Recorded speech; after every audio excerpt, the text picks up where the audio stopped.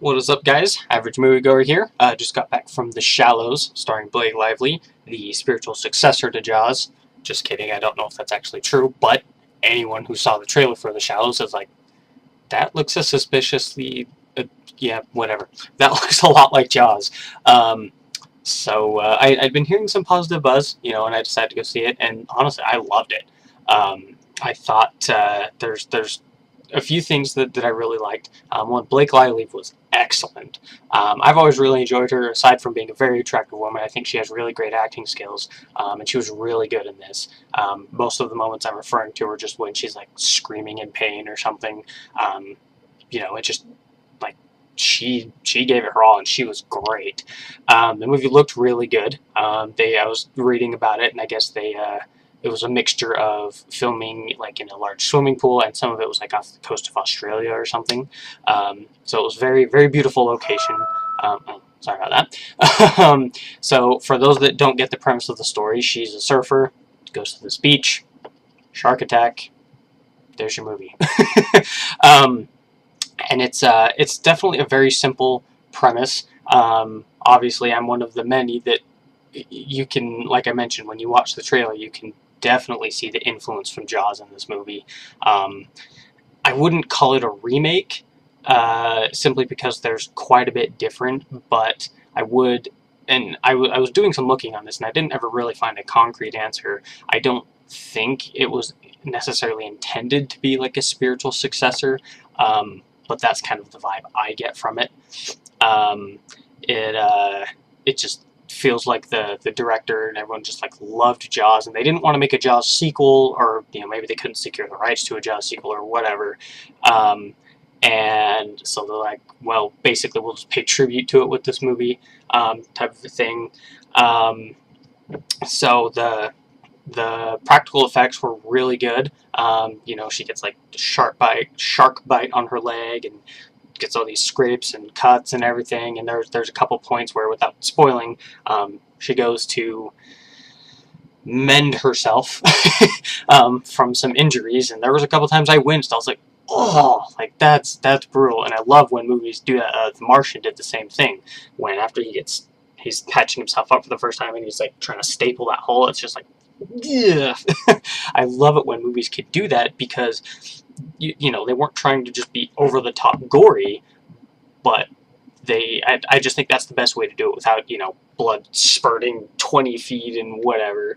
But they can still make you wince and just kind of feel her pain. I thought that was really good. The shark, for the most part, was really good. There were some points when you can tell it's CGI, but for the most part, I was actually pretty impressed with the shark effects. And let's be honest, watching Blake Lively run around in a bikini for an hour and a half, I mean, who's going to complain, right?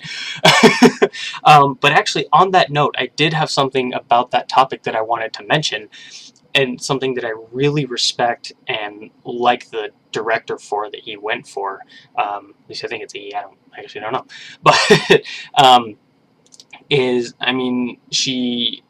she's running around in a bikini the whole movie, but they don't make that the focus. There's lots of movies where, the female lead has to be sexy, and so she has all these slow-mo shots, and don't get me wrong, there are a couple shots in the beginning where she's like, ooh, let me show off my body, and it's like, okay, well, yeah, you're gonna get that, but for the majority of the movie, that's not a focus, and I really like that, just because especially with today's world, you see all these people complaining about how there's not strong female leads in movies and games and whatnot, and then when people do put these female leads in movies, they just like over-sexualize them,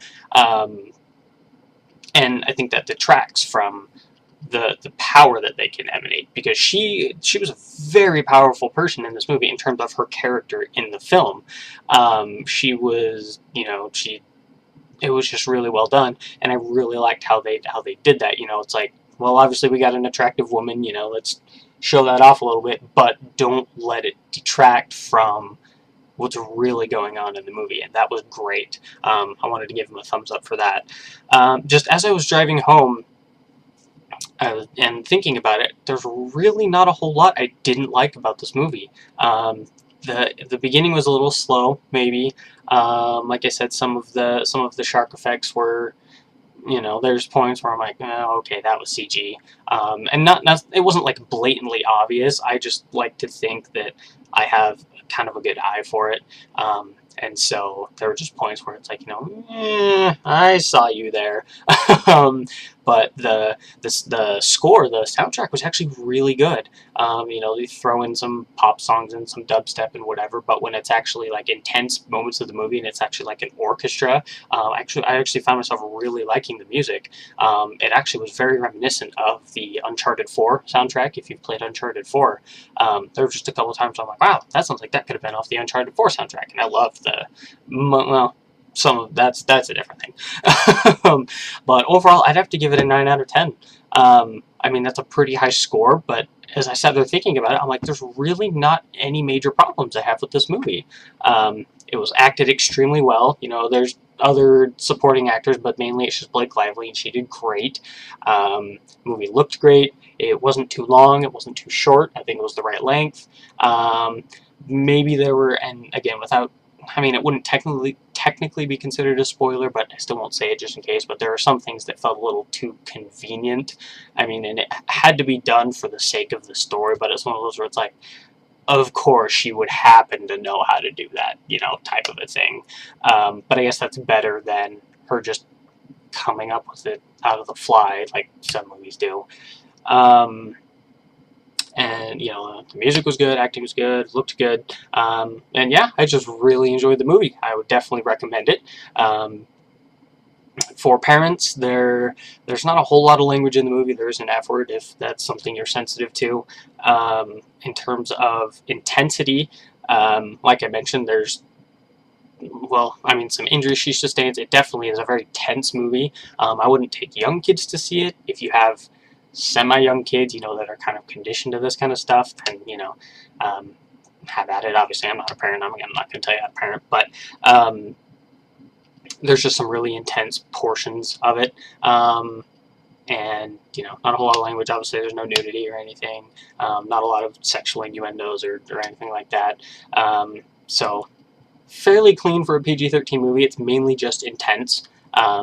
And I think that's really the only reason it's rated PG-13, aside from the F word, because that would push it to PG-13. It's just, it's really intense, kind of like how The Conjuring was rated R, just for being really scary, which that movie was amazing. But anyways, yeah, I really enjoyed it. Highly recommend it. If you guys have any additional questions or any other movies you want me to review, don't hesitate to let me know. Until then, I'll catch you guys in the next one. Thanks, guys.